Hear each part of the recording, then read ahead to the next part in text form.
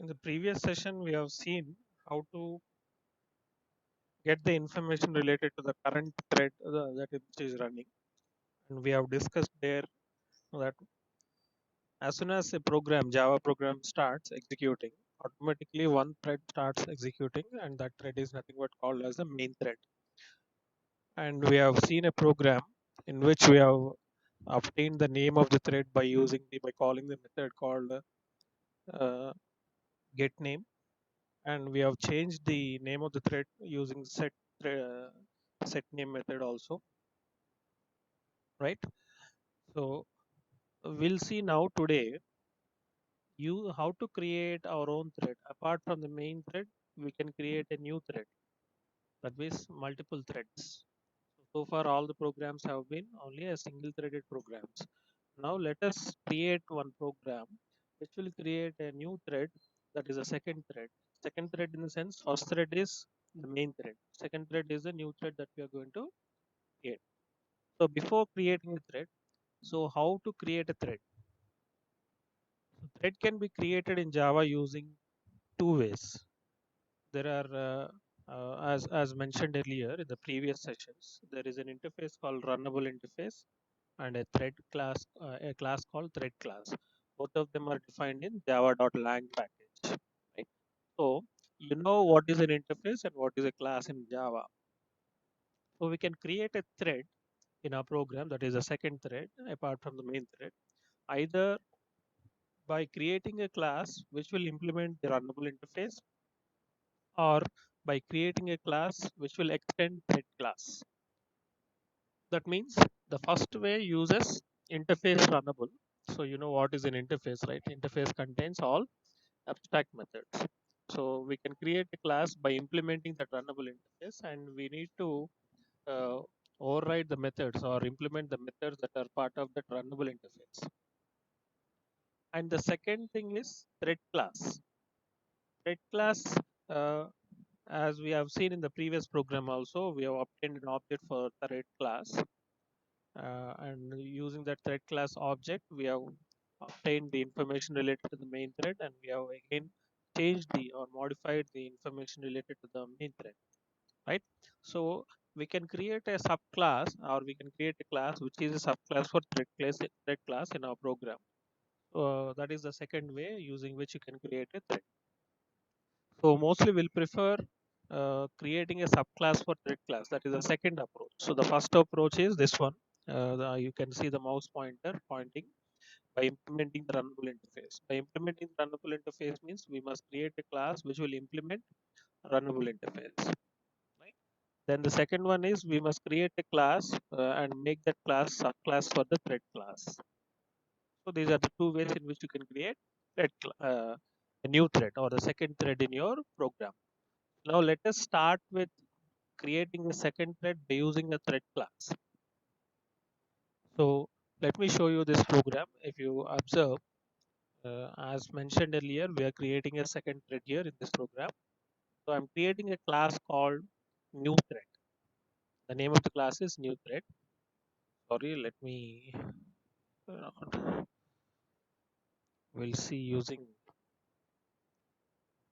thread class.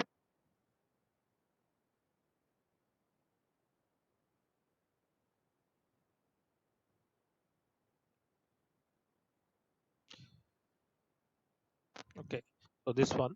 So the class name is new thread. So as I mentioned earlier, we can create thread in two ways, either by extending the thread class or by implementing the runnable interface. So I'm using the second approach here to create a second thread. So a class called new thread is created which will extend thread class. And for this class, I'm creating a constructor. So we know what is a constructor already. So I'm creating a new thread constructor here. In this constructor, what I'm doing in the first statement, I'm using a super to call the superclass constructor. So what is superclass constructor? Thread constructor, the class threads constructor, right? So automatically this will invoke the thread class constructor. And what is thread class constructor going to do? So we know that a thread class constructor will receive one string parameter, right? So that's why we are passing that string parameter here in the super. What is the string parameter? This is the name that you are going to give for the newly created thread, right? So we are going to create a thread by creating a thread class object. And to create a thread class object, we need to invoke the constructor of the thread class. So we are doing that by using the super keyword and passing the name of the thread that we want to assign to the newly created thread in form of a string as a parameter to the constructor of the thread class. Then after that, using system.out.println, I'm displaying a message child thread concatenated with this keyword. So what is this keyword? This will refer to the current object. Even before an object is created, if you want to refer to a object or instance of a class, we use this keyword. So we have used this keyword earlier in many programs, right? So here I'm using this keyword to refer to the uh, to be created thread object, which is not yet created, but we are referring to that one using this keyword because it will not have name and we will not know its name before even before it is created. So that's why we'll use this keyword to refer to that object, right? And then you are making a call to the start method. So if you can recollect, a thread class contains many methods. We have discussed about these methods earlier. If you can remember,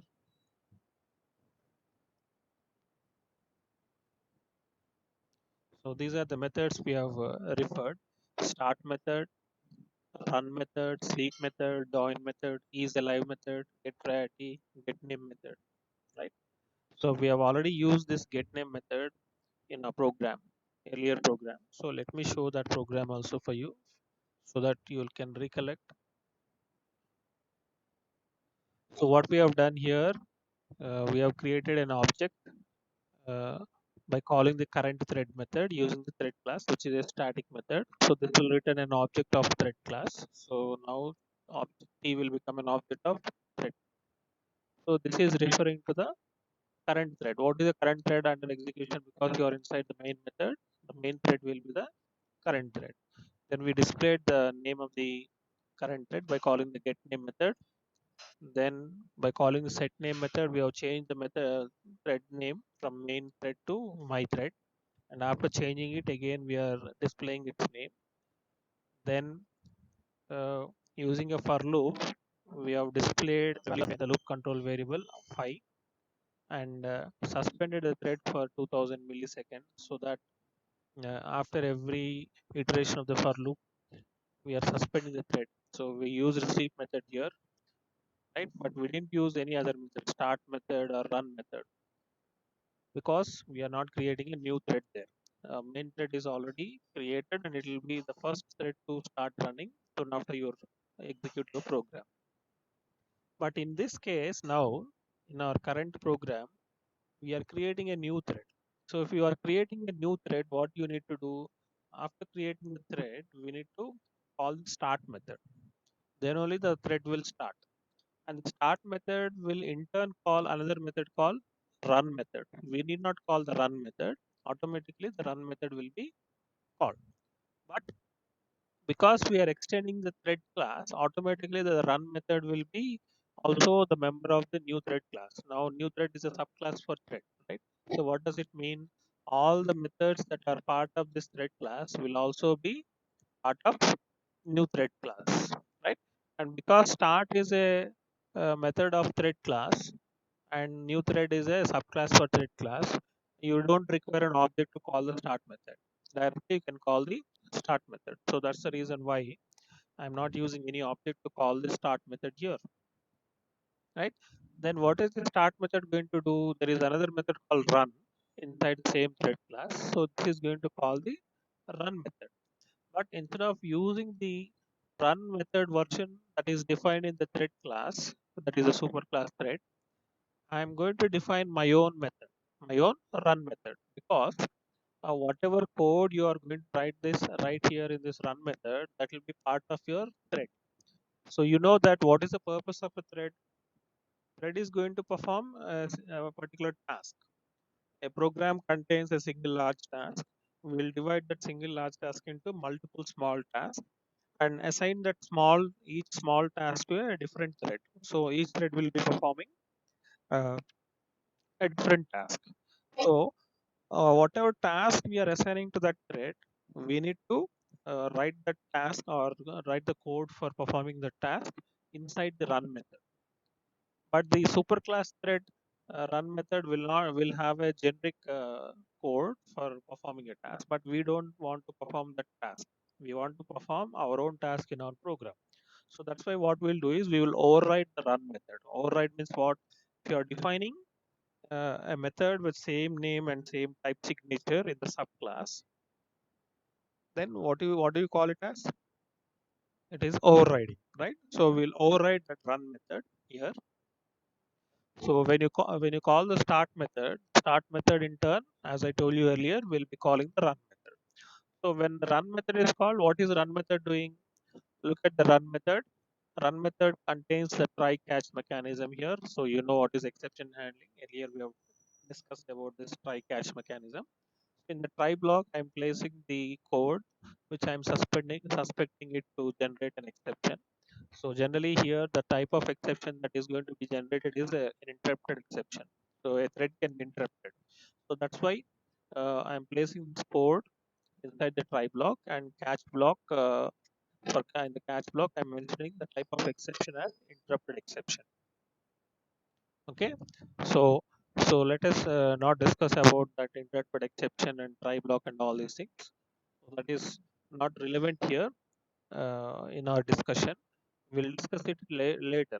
Anyhow, we know what is the purpose of try and catch block, right?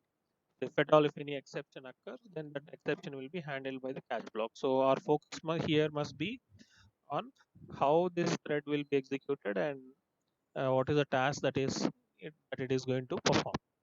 So in the try block, I'm using a for loop. So this is my task assigned to the thread, right? So the for loop will repeat for how many times? 5 times. The initial value of I is given as 5, and the condition is mentioned as I greater than 0, and I'm decrementing the I value after every iteration. So the condition is given as I greater than 0 means the value of I will be taken only up to 1. So less than 1, if it becomes 0, the condition will become false. So the initial value is 5, so it will end up with 1. So totally 5 iterations will take place. During each iteration, we are displaying a message called current thread and the value of I. So first it will display 5. Then you are suspending the thread for 500 milliseconds. That means half a second. For every iteration, you are suspending the thread for half a second. So after all the iterations are completed, if there is no interruption, then you'll execute the system.out.println, which is there after the catch block. So what is this displaying? Exiting child thread. So child thread has completed. If the run method execution is completed, then it indicates that whatever thread you have created, the thread has been completed its task, right? Then after the thread completes its task, where you are going to go, the processor will switch to the main thread. But we didn't come to this main thread yet, the child thread yet, because our program execution will begin from the main method. So the main method is not defined here, right? The main method is defined in the another class called extend thread. So here in the main method, what I'm doing is I'm directly instantiating the new thread class. So you can do this way. You can write the statement like this. Instead of writing thread, new thread, object name is equal to new thread. You can directly use only the right hand side of the assignment operator, the new operator, and the constructor call. Right? You can do this way when you don't require the object or the instance that you're creating here to call any other methods later in your program. Then you can do this way. So in my program, I'm not going to use any instance of this new thread class anywhere in this program. So that's why I'm creating it in this way. Okay. So this when you write this statement, what will happen? A new instance of a new thread class, that is an object of new thread class, will be created, but we are not storing that object in any reference variable to use it further later in our program. right? So our intention is only to make a call to the constructor. So whenever you create an object, you know that the constructor will be automatically invoked, the default constructor, right? This default constructor will be invoked here. So when it is invoked, what is happening, the new thread constructor will be called. But from where you are calling, from the main method. If you have started the main method execution, what does it indicate? Currently you are executing the main thread, that means the main thread is under execution. And whenever you create this instance for the new thread class and the new thread constructor is executed, what is this new thread constructor doing? It is calling the superclass constructor, that is a thread class, and giving a name for the thread, demo thread, right? So then what is happening, a new thread is created and the thread name is given as demo thread. Okay, demo thread is the name given to the second thread that we are creating newly here, right? Then after that you are displaying a message, child thread, and using this keyword. This keyword means what? It refers to the newly created thread object. So when you use this keyword here, it will display information related to the child thread that we created, right? So we have seen in our program, in previous program,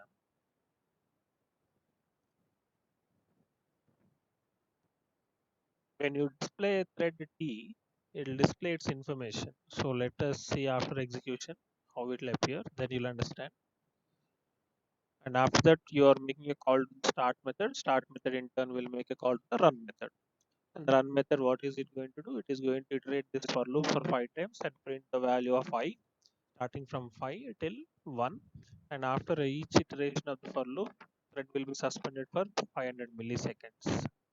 So when it is suspended, you may come to the main thread back because the current child thread is suspended, because there are only two threads. If the child thread is suspended, the processor will switch to the parent thread, that is the main thread, because the main thread is the one which is creating the child the new thread. So main thread will become the parent thread. And even in main thread also, we are using a try block and catch block, and inside the try block we are using the same for loop, uh, for I equal to 5, I greater than 0, and I minus minus. And you're displaying a message here, instead of tail thread you're displaying the message main thread, because this corresponds to this code is belonging to thread, the main thread. And you're suspending the main thread for 1000 milliseconds. That means you're suspending this main thread more time than the child thread. Child thread is suspended for a half a second, whereas main thread is suspended for 1 second. So what does it indicate? For every iteration of one iteration of this for loop, that is the main thread iteration, the child thread will be iterated twice. So the output, when you run this program, you'll get like this. First, an information will be displayed, a message will be displayed, because the main thread will be the first one to start its execution, right? But before coming to the main thread for loop, you are calling the constructor for child thread, and the child thread constructor, it is giving a name to the child thread and then making a call to the and displaying a message that it is a child thread, and then making a call to the start method, and start method in turn will call the run method, and inside run method you have the same for loop that will be executed. How much time, how many iterations will take place? One iteration will take place. After that, for half a second, the child thread will be suspended. Then after that, the main thread will be executed, and main thread will perform one iteration of the for loop, and this will be suspended for 1 second. During this 1 second, the processor will switch to the child thread again and continue with two more iterations, because each iteration is suspended only for half a second there, right? So two iterations will be completed in child thread, and again it will switch back to the main thread, and main thread will be executed one time, that is the for loop will iterate for one more time, and then after that uh, main thread is suspended again for 1000 milliseconds. So meanwhile, you'll switch to the child thread and continue its execution for two more iterations and come back. So this is how the program will be switching uh, between main thread and child thread. So let me execute this program and show it to you, then you'll understand.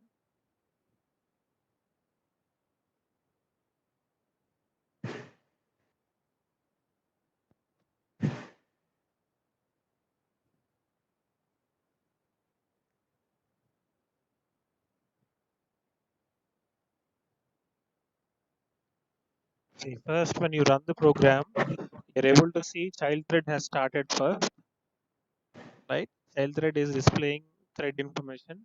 The name of the thread is demo thread.